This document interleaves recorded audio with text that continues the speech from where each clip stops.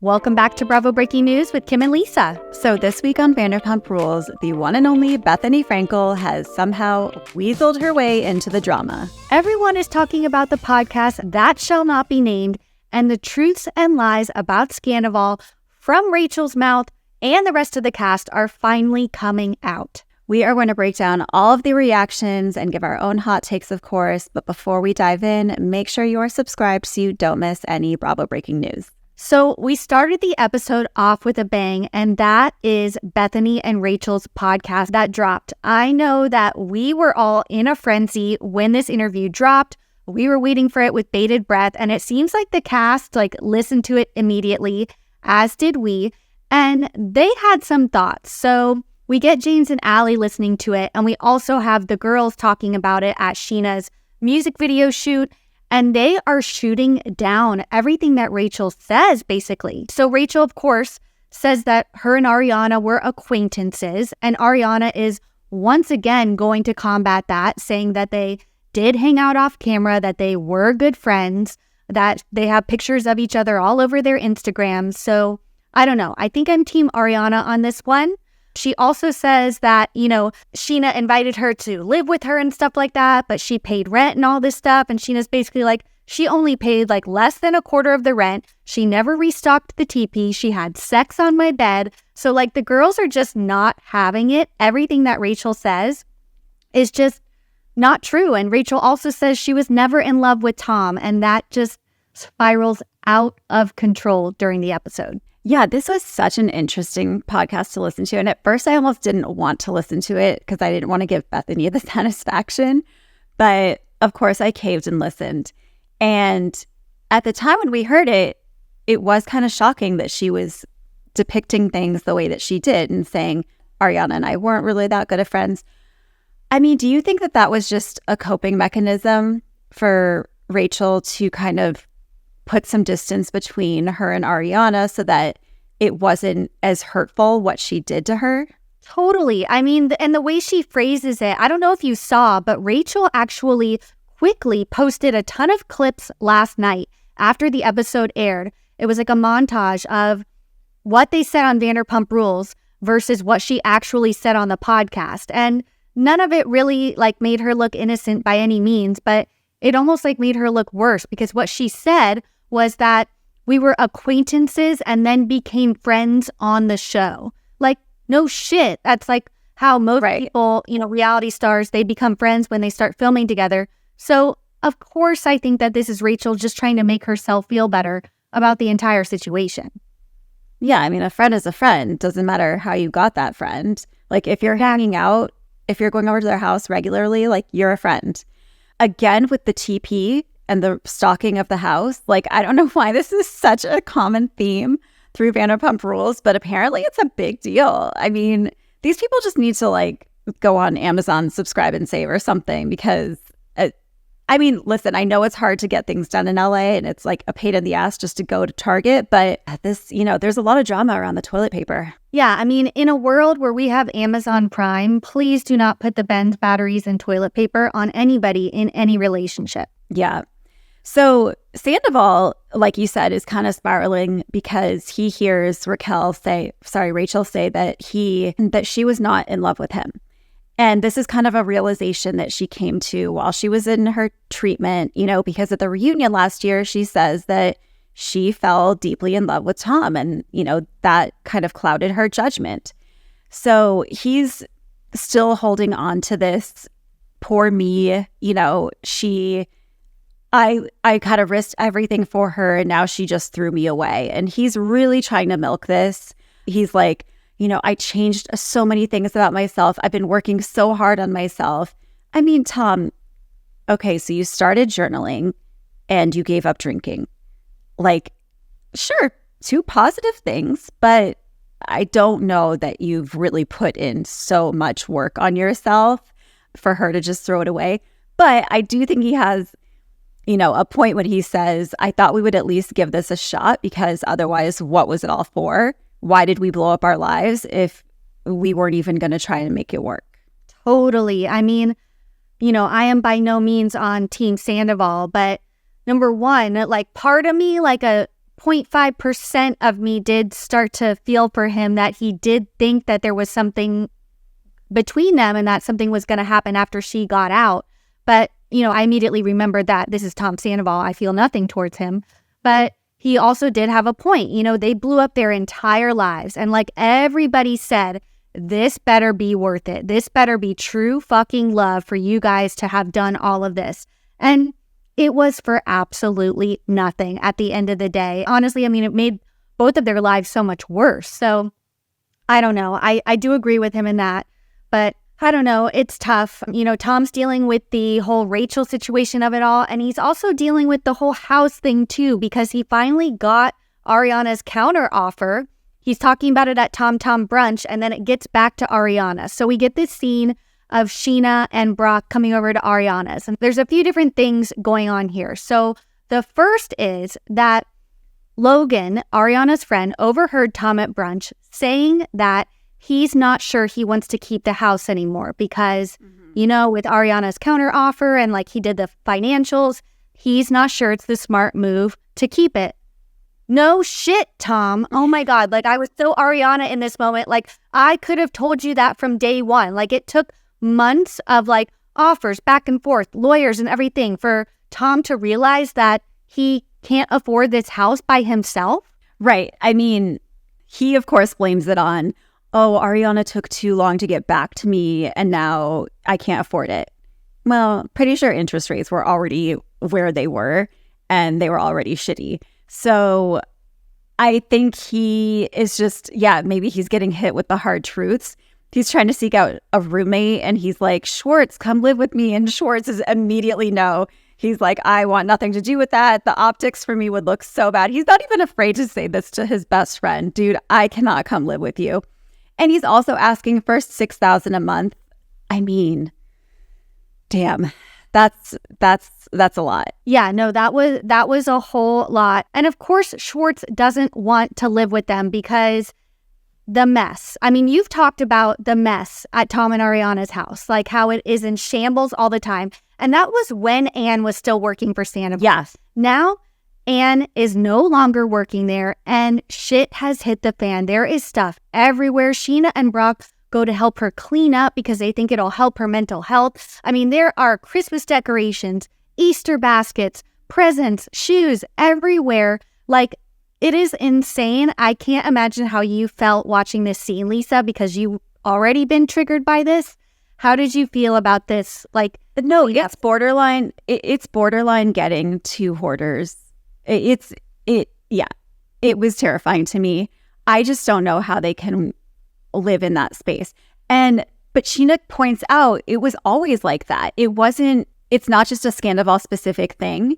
Like their house was always a mess. When they showed the flashbacks to the rooms and the dishes, guys, I don't know. I can't deal with it. But I thought in this moment, Brock and Sheena were such good friends to take it upon themselves to actually do something about it and say, look, you sit down, we're going to clean up for you. And Ariana doesn't want to let them, but they just go ahead and start doing it. And don't touch that. Oh, it's so probably gross. And they're like, look, we don't care. We touch diapers. Like it is what it is. You wash your hands after.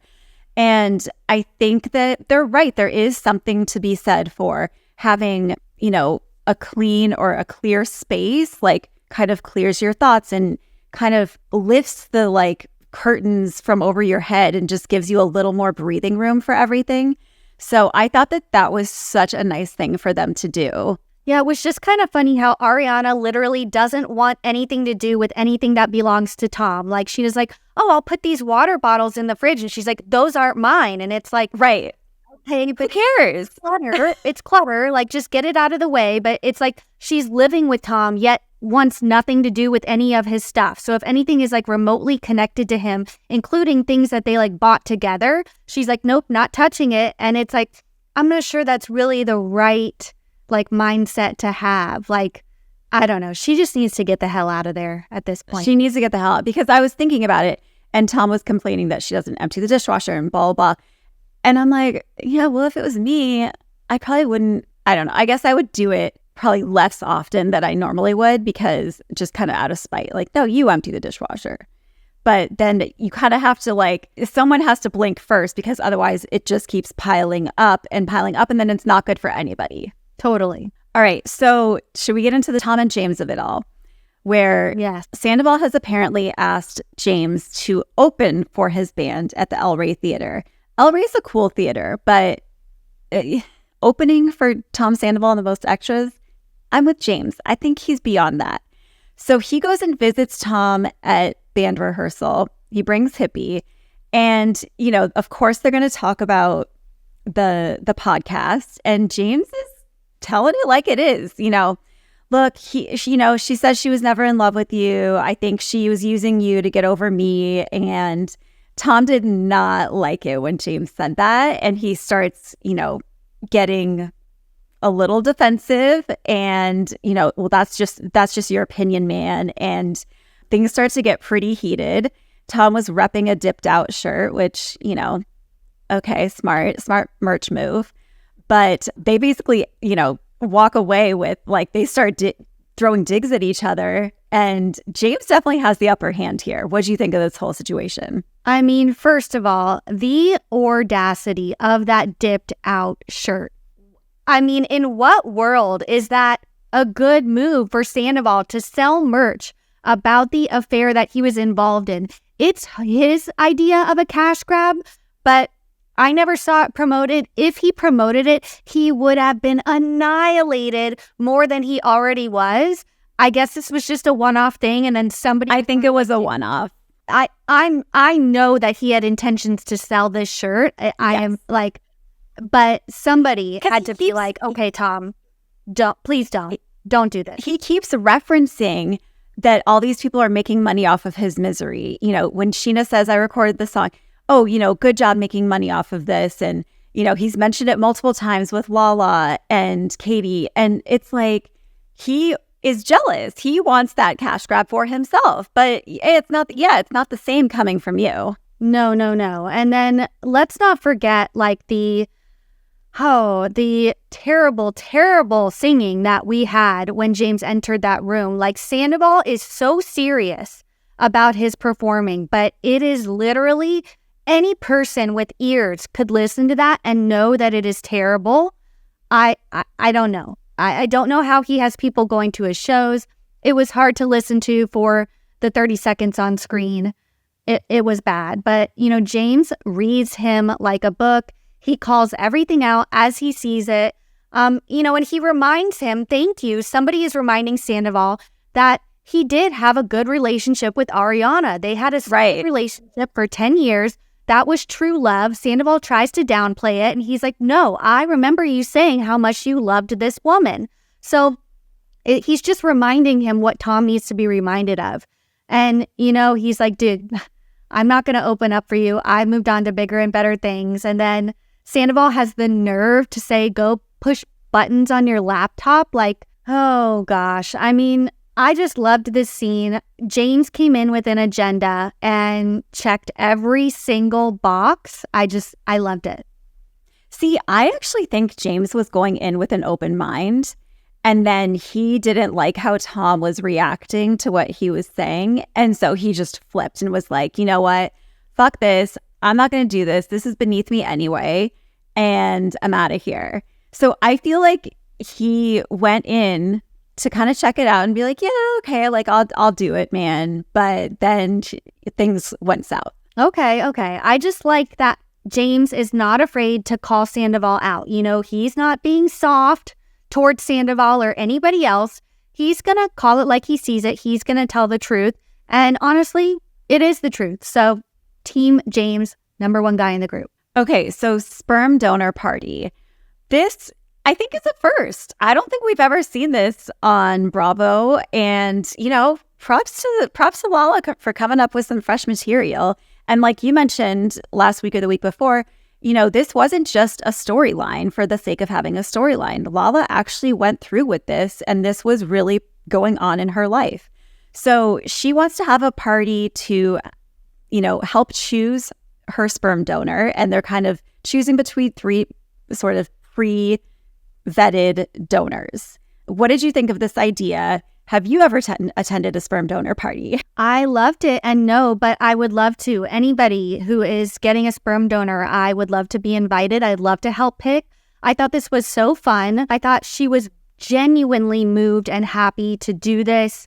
You know, with all she's been through with Randall, she just wants a baby that is hers. And, you know, let's say what Lala basically said, you know, she can be a lot of things, but one thing that she is a good mom. Like, she is a great mom to Ocean, and she's going to be a great mom to this baby. She was getting emotional, but I absolutely loved it. I loved them going through the binders and talking about all the characteristics of the guys. And I don't know, I loved every second of it. Yeah. And even Lisa got on board. You know, I think she's been very apprehensive about this whole thing with Lala, you know, saying, are you sure this is what you want to do? And when Lala asked to have the party at Lisa's house, you could tell that Lisa was not really feeling it. She doesn't really think that this is, I don't know, the right move for her, I guess. But when Lala kind of got emotional and said, Lisa, please be happy for me. Like, this is what I want. Then she kind of caved. And then at the party, she said, I had more fun here than I did conceiving my own child. So I was happy that Lisa got on board. Yeah, me too. But let's be real. Lala didn't ask LVP to throw a party at her house the following day. This has been set up by production.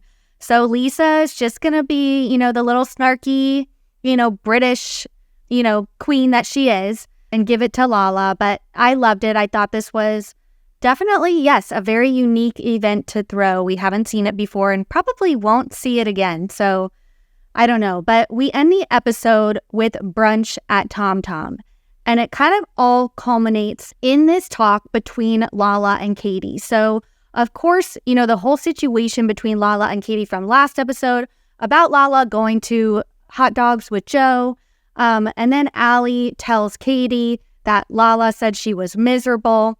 And honestly, I think that while it can be perceived as miserable, I think that Katie's mentality is more of like a, I don't give a fuck. I don't give a fuck what anybody thinks. I'm going to tell it like it is. Like, yes, she kind of is negative, but I think it's just because she's not afraid to speak her mind.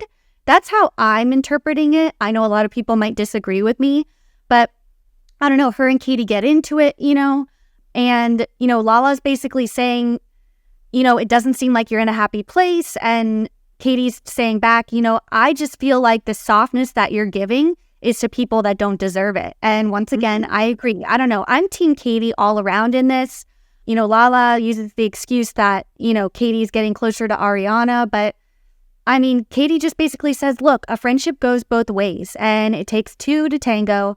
And you're not really, you know, supporting me or reaching out to me all the time either. I don't know. Where did you stand in this conversation? I think they both have fair points, and I think they're just I think they're actually quite similar in that they're just strong in their convictions and they don't feel like they owe anyone anything. And so when you have that, like there tends to be conflict. But I don't know. I don't know that I'd say Katie's miserable, but she is a person who kind of tends to see things glass half empty, and I don't know, she isn't always the most fun to be around and everything. And I think that can be really draining on other people. And so I think that's where it comes across as maybe she's unhappy. I don't know if she's unhappy or not. She says she's not, but I mean, I don't know. I feel like she is kind of an energy suck. I don't know. I relate to Katie on many levels. I continue to this season, so I have no choice but to stan. I know a lot of people are going to come for me, but I will say her and Sheena's Chili's commercial, Katie had some good comedic timing.